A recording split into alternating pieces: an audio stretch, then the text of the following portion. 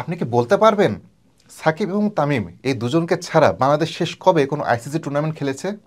মনে রাখাটা একটু কঠিন হতে পারে, কারণ প্রায় 2 দশকের বেশি সময় আগে শেষবার কোনো আইসিসি ট্রফি খেলেছে বাংলাদেশ, যেখানে সাকিব বা তামিম কেউ ছিলেন না। বলা যায় এই দুই ক্রিকেটার অভিষেকের পর প্রায় প্রতিটি টুর্নামেন্টে খেলেছেন। তবে এই দুজনকে একসঙ্গে ছাড়া এবারই প্রথম আইসিসি চ্যাম্পিয়ন্স ট্রফিতে খেলতে যাচ্ছে বাংলাদেশ। বলা যায় বাংলাদেশের জন্য, বাংলাদেশের ক্রিকেটের জন্য এক নতুন যুগের সূচনা। এরই মধ্যে বাংলাদেশ চ্যাম্পিয়ন্স ট্রফির জন্য স্কোয়াড ঘোষণা করেছে 15 জনের নাম। এরই মধ্যে আমরা জেনে গেছি বাংলাদেশের দলটি কেমন হয়েছে, আসলে আরও কেউ আসতে পারতেন কিনা, বা যারা এসেছেন দলে তারা কেমন করতে পারেন, তাদের অতীত পারফরমেন্স কেমন, এ নিয়ে আমরা কথা বলবো। আমি আসাদুজ্জামান লিটন এবং আমার সঙ্গে আছেন অমরান মুস্তাকিম হোসেন।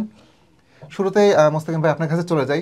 এই যে স্কোয়াডটা ঘোষণা করেছেন, তো কেমন হয়েছে আসলে? আমরা চ্যাম্পিয়ন্স ট্রফির এই মুহূর্তে 15 জনের যে স্কোয়াড আছে সেটা যদি একটু দেখতে পাই, সেখানে আসলে আমরা দেখতে পাবো বাংলাদেশের এই 15 জনের স্কোয়াডে প্রথম যে চমকটি, সেখানে আসলে লিটন দাস নেই।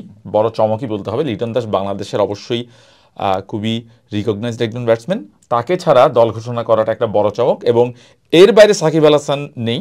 আর যদিও সেটা অনুমান করা যাচ্ছিল, সাকিব আল হাসানকে বাংলাদেশ দলে বেশ কিছুদিন ধরে তিনি নেই। সো তার না থাকাটা সেই অর্থে বড় কোনো চমক নয়, বরং থাকাটাই হয়তো কিছুটা চমক হতো। তিনি বোলিং অ্যাকশনের কারণে এই মুহূর্তে বোলিংও করতে পারছে না। এই দুজন বাদ দিলে আসলে সেই অর্থে তেমন কোনো চমক নেই। বাংলাদেশে গত কিছুদিনে যারা রেগুলার খেলছেন তাদেরকেই মোটামুটি রাখা হয়েছে। আমরা যদি নতুন সেই অর্থে ধরি, পারভেজ হোসেন ইমন তিনি আছেন, বাট ওভারঅল আমরা যদি 15 জনের স্কোয়াড দেখি, 4 জন পেসার আমাদের এখানে আছেন এবং নাহিদ রানা কে বলা যায় তিনিও, তার থাকাটাও কিছুটা এক্সপেক্টেড। তিনি বেশ ভালো করছেন গত কিছুদিন ধরে। তাকে জায়গা দিতে না পেরে সরে যেতে হয়েছে শরীফুল বা হাসান মাহমুদকে। বাট ওভারঅল যেটা আমরা দেখতে পাচ্ছি যে 15 জনের স্কোয়াডটা ঘোষণা করা হয়েছে, সেখানে মূলত আমরা সেই অর্থে লিটনকে বাদ দিলে সেই অর্থে আসলে বড় কোনো চমক নেই। এখানে কিন্তু বড় একটা প্রশ্ন চলে আসছে লিটন কুমার দাস বাদ পড়ে নিয়ে। লিটন দাস 2024 সালটা খুব একটা ভালো কাটাননি, এটা সত্য কথা, কিন্তু দীর্ঘদিন তিনি কিন্তু জাতীয় দলে ভরসা একটি বড় নাম হয়েছিলেন। তো তাকে যে বাদ দেওয়া হলো, আসলে এটার কোনো প্রভাব পড়তে পারে কিনা, বা কেন আসলে তাকে বাদ দেওয়া হলো? আমি সরাসরি লিটনের একটা স্ট্যাট বলতে চাই। গত বছরে 2024 সালে 5টা ওয়ানডে খেলে কয় রান করেছেন লিটন? 6 রান। অবিশ্বাস্য শোনাবে, কিন্তু এটাই সত্যি। শ্রীলঙ্কার বিপক্ষে ডাবল টাকের পর তাকে দল থেকে বাদ দেওয়া হয়। ওয়েস্ট ইন্ডিজ সিরিজে ফেরার পরও তার ভাগ্যে কোনো পরিবর্তন ঘটেনি। এবং প্রধান নির্বাচককে আজকে যখন এটা নিয়ে প্রশ্ন করা হয়েছিল, লিবুকে, প্রধান নির্বাচক কাজী আশরাফ হোসেন লিবু আমরা জানি, তাকে প্রশ্ন করা হয়েছিল, তিনি সরাসরি বলেছেন এমন একজন অফ ফর্মের খেলোয়াড়কে তারা ক্যারি করতে চান না চ্যাম্পিয়ন্স ট্রফির মতো গুরুত্বপূর্ণ। আসলে লিটনের যদি আমরা বলি, লিটনের ব্যাড লাক বলার কোনো উপায় নেই, কারণ তার ওয়ানডে ফর্ম বা লিমিটেড ওভারের ফর্মও এতটাই খারাপ, তাকে এই ফর্ম নিয়ে তাকে যদি দলে নেওয়া হতো সেখানেই বরং বেশি প্রশ্ন উঠে যেত। হ্যাঁ, অবশ্যই লিটন বাংলাদেশের বড় আসরগুলোতে আইসিসি ট্রফিতে আমরা দেখেছি তার অসাধারণ কিছু ইনিংস আছে। 2019 বিশ্বকাপে তার ভালো ইনিংস আমরা দেখেছি। 2023 বিশ্বকাপে সর্বশেষ তিনি যে ওয়ানডেতে 50 পেয়েছিলেন ভারতের বিপক্ষে, এরপর তিনি 13 ইনিংসে লিমিটেড ওভার আর 50-র দেখা পাননি। সেই বিশ্বকাপে লিটনের একটা দুটো ইনিংস আছে। সো এর বাইরে বড় আসর মানে লিটনের বড় কোনো পারফরমেন্স টি-20 বিশ্বকাপে আমরা দেখেছি তার বড় পারফরমেন্স। কিন্তু প্রশ্নটা হচ্ছে লিটনকে আসলে কেন নেওয়া হবে? সো লিটন এমন কিছু করতে পারেননি যাকে এই কিছুদিনেও যাকে তাকে নেওয়াটা জাস্টিফাইড হয়। সো সব কিছু মিলে যেটা বলছেন প্রধান নির্বাচক, লিটনের যে পারফরমেন্সের যে ঘাটতিটা সেটা আসলে প্রতিপক্ষরা ধরে ফেলেছে, প্রতিপক্ষ অ্যানালাইজ ধরে ফেলেছে। এবং ওয়েস্ট ইন্ডিজ সিরিজ যদি আমরা দেখি, সে অফ স্টাম্পের বাইরের বলে খোঁচা দিয়ে তার যে পুরনো অভ্যাসের মতো আউট করলে সেগুলো তিনি রিপিট করে গেছেন বারবার। এবং বিপিএলও খুব বেশি আসলে পারফরমেন্সের, যদি সর্বশেষ ম্যাচটা তিনি ভালো খেলেছেন, ওভারঅল সেখানেও খুব বেশি উন্নতি নেই।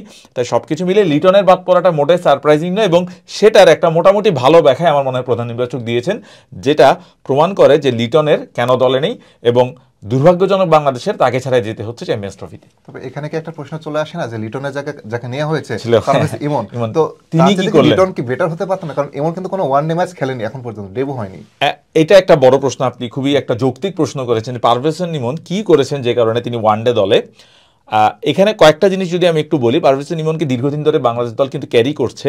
আমরা টি-20তে তাকে দেখেছি, যদিও খুব বেশি বলার মতো পারফরমেন্স এখনও তিনি করতে পারেননি। ওয়ানডেতে তাকে ক্যারি করছে যদি অনেকদিন ধরেই, ওয়েস্ট ইন্ডিজে আমরা দেখেছি, কিন্তু তার কিন্তু খেলার সুযোগটা আসলে হয়নি। সো এমন একজন প্লেয়ারকে কেন নেওয়া হলে এই প্রশ্ন তো অবশ্যই উঠতে পারে। এখন প্রশ্ন হচ্ছে তার জায়গায় আসলে কাকে নেওয়া যেত। আমার মনে হয় প্রধান নির্বাচকরা এই সেন্স থেকে চিন্তা করেছেন তাকে খুব বেশি হয়তো সুযোগই দেওয়া হবে না, কারণ সৌম্য এবং তানজিদ তামিমের প্রথম দিকে ব্যাট করার শিওর ওপেনার হিসেবে আমরা ওয়েস্ট ইন্ডিজ সফরেও সেটা দেখেছি, লিটন আসলে 3-এ ব্যাট করেছেন, যেখানে অধিনায়ক নাজমুল হোসেন শান্ত ব্যাট করবেন সেটাও মোটামুটি শিওর। সো আমরা এই মুহূর্তে গত 1 বছরে আমরা যে বাংলাদেশের পারফরমেন্স প্লেয়ারদের যে সামারিটা আমরা স্ক্রিনে যদি দেখতে পাই, সেখানে দেখতে পাবো গত 1 বছরে বাংলাদেশের মানে 2024 সালে বাংলাদেশের ওয়ানডেতে যারা পারফর্মার, সেখানে মূলত আমরা সবার উপরে দেখতে পাচ্ছি যে নামটি, সেটা আসলে দেখতে পাচ্ছি এই মুহূর্তে মাহমুদুল্লাহ রিয়াদ সবার উপরে আছেন, এরপর মেহেদী হাসান মিরাজ আপনারা এই মুহূর্তে স্ক্রিনে দেখতে পাচ্ছেন, নাজমুল হোসেন শান্ত, সৌম্য সরকার, তানজিদ তামিম, জাকের আলী, তাহিদ হৃদয় এবং মুশফিকুর রহিম। সো এখানে সবাই মোটামুটি আছেন, এর মধ্যে লিটন কিন্তু আমরা এখানে নিয়ে দেখতে পাচ্ছি। সো এখানে যারা টপ পারফর্মার বাংলাদেশের আছেন এর মধ্যে সৌম্য, তানজিদ তামিম এবং অবশ্যই এরপর শান্ত, তারা কিন্তু গত বছর ওয়ানডেতে মোটামুটি ভালোই করেছেন, খুব খারাপ করেনি, যদিও বাংলাদেশের ওয়ানডে ফর্মটা খুব ভালো ছিল না ওভারঅল, কিন্তু তারা খুব একটা খারাপ করেনি। সো ওভারঅল এই 3 জনকে খেলাবেন। সো এরপরে বাংলাদেশ হয়তো পুরোপুরি ব্যাকআপ হিসাবেই আমরা পারভেজ হোসেন ইমনকে আসলে চিন্তা করা হয়েছে, এর জায়গায় হয়তো জাকির হাসান বা এনামুল হক বিজয়ের মতো কাউকে হয়তো চিন্তা করতে পারতো, কিন্তু সত্যি কথা হচ্ছে অন্য কেউ এমন কিছু করে ফেলেননি যে ঘরোয়া লিগে বা সবকিছু মিলে যে তাদেরকে আসলে আনা হবে, বা নতুনদের কাউকে এত বড় আসলে সুযোগ দেওয়াটা এখনো চট করে হয়তো প্রধান নির্বাচকরা সেই ঝুঁকিটা নিতে চাননি। পারভেজ হোসেন ইমন দীর্ঘদিন ধরে জাতীয় দলের বাউন্ডারিতে আছেন বা পেরিফেরিতে আছেন বলে হয়তো তাকে চিন্তা করা হয়েছে তিনি হয়তো সুযোগ পেলে হয়তো কিছু করবেন, যেহেতু তিনি টি-20তেও খেলেছেন। সো এই সেন্স থেকে আমার মনে হয় সেই চিন্তাটা করা হয়েছে। আমরা আশা করবো যে যদি এমন সুযোগ পান অবশ্যই সেটি ভালোভাবে কাজে লাগাবেন। তবে সাকিবকে নিয়ে এবার একটু কথা বলতেই হবে। সাকিব আল হাসান তিনি জাতীয় দলের বলা যায় প্রধান ভরসার নাম, তিনি যখন খেলেন তিনি মাঠে থাকলেও জাতীয় দল আলাদা একটা আত্মবিশ্বাস পায়, ভরসা পায়। তো তাকে খেলতে মানে তিনি খেলতে পারছেন না, শুধু ব্যাটসম্যান হিসেবে কি তাকে নিয়ে যেত কি না? এটা খুবই কঠিন, মানে প্রশ্নটা আসলে শুনতে কঠিন শোনাচ্ছে, উত্তরটা সহজ, কারণ ব্যাটসম্যান হিসেবে সাকিবের খেলার এই মুহূর্তে অবস্থায় নেই, সেটা প্রধান নির্বাচক নিজেই বলে দিয়েছেন। তারা ব্যাটসম্যান হিসেবে একটু সাকিবের কথা যে ভাবেননি একদম তা নয়, কিন্তু শেষ পর্যন্ত তারা শুধু ব্যাটার হিসেবে সাকিবকে খেলাতে চাননি, কারণ আমরা জানি বোলিং অ্যাকশনের জন্য সাকিব এই মুহূর্তে খেলতে পারছেন, এবং তিনি বোলিং বেশ কয়েকবার পরীক্ষা দিয়েও কিন্তু তিনি তার বোলিং অ্যাকশনের যে ত্রুটি সেটা সারাতে পারেননি। এবং একটা জিনিস আসলে পরিষ্কার, সাকিবের বাংলাদেশের আন্তর্জাতিক কেরিয়ার সম্ভবত শেষ, কারণ আমরা টি-20 থেকে তাকে অবসর নেওয়ার ঘোষণা দিয়ে দেখেছি, টেস্ট থেকে তিনি এর মধ্যে বলে দিয়েছেন তিনি আর টেস্ট খেলবেন না, একমাত্র ওয়ানডেটাই বাকি ছিল, যেটা তিনি দেশের মাটিতেও খেলতে পারছেন না। আমরা ওয়েস্ট ইন্ডিজের বিপক্ষে ওয়ানডেতে তাকে খেলতে দেখিনি। সো চ্যাম্পিয়ন্স ট্রফিতেও যখন তিনি নেই, তার মানে সাকিবের বাংলাদেশ দলের হয়ে খেলার সম্ভাবনা খুব নাটকীয় কিছু না হলে আর হয়তো হবে না। এখন চ্যাম্পিয়ন্স ট্রফিতে যে সাকিবকে চাওয়াটা সেটা বারবার বলা হয়েছিল, বিসিবির প্রধানও তিনি বলছিলেন সাকিব আর তামিমকে তিনি চান, তামিম তো শেষ পর্যন্ত অবসর নিয়েই ঘোষণা দিয়ে দিলেন, কিন্তু সাকিবকে যখন তারা চাইছিলেন সেখানে একটা বড় কারণ অবশ্যই ছিল তার বোলিং হিসেবে খেলাটা। শুধু ব্যাটার হিসেবে আমরা দেখেছি 2023 বিশ্বকাপেও খুব ভালো করতে সাকিব পারেনি, তার চোখের সমস্যার কারণে তিনি ভুগছিলেন অনেকদিন ধরেই। শুধু ব্যাটার হিসেবে সাকিবের পারফরমেন্সও খুব যে বলার মতো তাও নয়। সো সব কিছু মিলে এটা আসলে নির্বাচকদের সামনে কোনো অপশন ছিল না। সো খুবই লজিক্যাল যে সাকিবকে শুধু ব্যাটার হিসেবে বিবেচনা করা হবে না। সাকিব প্রসঙ্গ শেষে এবার আসি বোলারদের ক্ষেত্রে।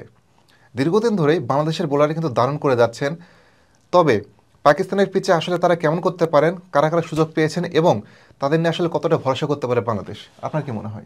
বোলারদের ক্ষেত্রে অবশ্যই একটা বড় ব্যাপার হচ্ছে আমরা স্কোয়াডটা যদি দেখতে পাই, বাংলাদেশ দল 4 জন পেসারদেরকে নিয়ে নামছে, পেসার নাহিদ রানার সঙ্গে মুস্তাফিজ এবং তানজিম হাসান সাকিব, এবং অবশ্যই আমরা দেখেছি তাসকিন আহমেদ। এদের মধ্যে তাসকিন, তানজিম সাকিবের বা নাহিদ রানার অন্তর্ভুক্তি নিয়ে বা মুস্তাফিজের অন্তর্ভুক্তি নিয়ে আসলে খুব একটা প্রশ্ন নেই। হ্যাঁ, আপনি হয়তো বলতে পারেন হাসান মাহমুদ আসতে পারতেন, কার জায়গায় আসবেন, কেউ কেউ বলতে পারেন ফর্ম হিসেবে মুস্তাফিজ ওয়েস্ট ইন্ডিজ সিরিজে খেলেননি, কিন্তু আমরা দেখেছি মুস্তাফিজকে ছাড়া ওয়েস্ট ইন্ডিজ সিরিজে ওয়ানডেতে কতটা স্ট্রাগল করেছে বাংলাদেশের বোলাররা, সেখানে আসলে কোনো বোলারই খুব একটা ভালো করতে পারেনি, ওয়ানডেতে অন্তত আমরা দেখতে পেয়েছি।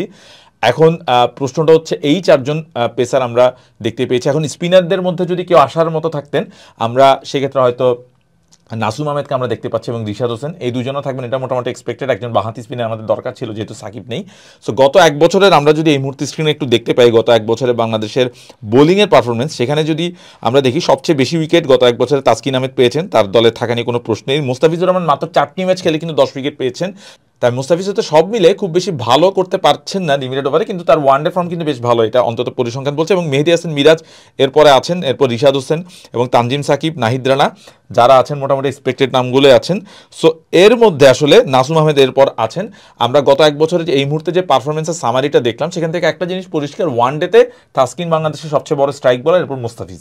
সো এখানে যেটা ব্যাপার, এর বাইরে হাসান মাহমুদ বা আপনি যদি শরীফুলের কথা বলেন, তারা আসলে খুব একটা এক্সপেক্টেড সেই অর্থে নন।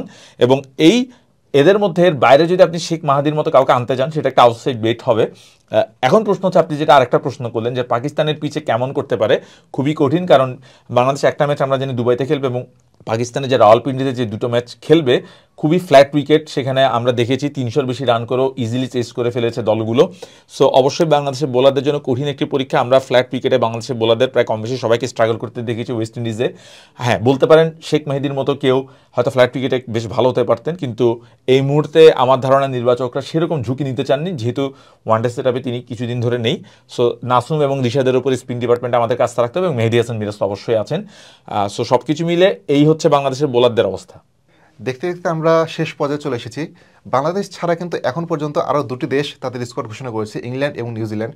তো তাদের স্কোয়াড আসলে কেমন ছিল বা তাদের স্কোয়াডের কম্বিনেশনটা কী ছিল? না, আমি যেটা বলতে চাই সেটা হচ্ছে, বাংলাদেশের যে পারফরমেন্সটা বা যে 15 জনটা বেছে নিয়েছে, সেটা ইংল্যান্ড বা আমরা দেখেছি অস্ট্রেলিয়ার স্কোয়াড দিয়েছে, তাদের মোটামুটি নিউজিল্যান্ডের স্কোয়াড দিয়েছে, আমরা দেখেছি তাদের স্কোয়াডের মোটামুটি কাছাকাছি। সেখানে কিন্তু 4 পেসারকে তারা নিয়েছে, যদিও তাদের দলে অলরাউন্ডারদের আধিক্য আমরা দেখেছি, নিউজিল্যান্ড হোক বা সেটা অস্ট্রেলিয়া হোক বা ইংল্যান্ড হোক। সো সব কিছু মিলে বাংলাদেশের স্কোয়াডটাকে আমরা মোটামুটি বলবো যে স্পিনারদের খুব একটা ভূমিকা আমার মনে হয় আমার থাকবে না চ্যাম্পিয়ন্স ট্রফিতে। মূলত পেসারদেরকেই থাকতে হবে, অন্তত 3 জন পেসারকে নিয়ে তো নামবেই, কোনো কোনো ম্যাচে হয়তো 4 জন পেসারকে নিতে পারে।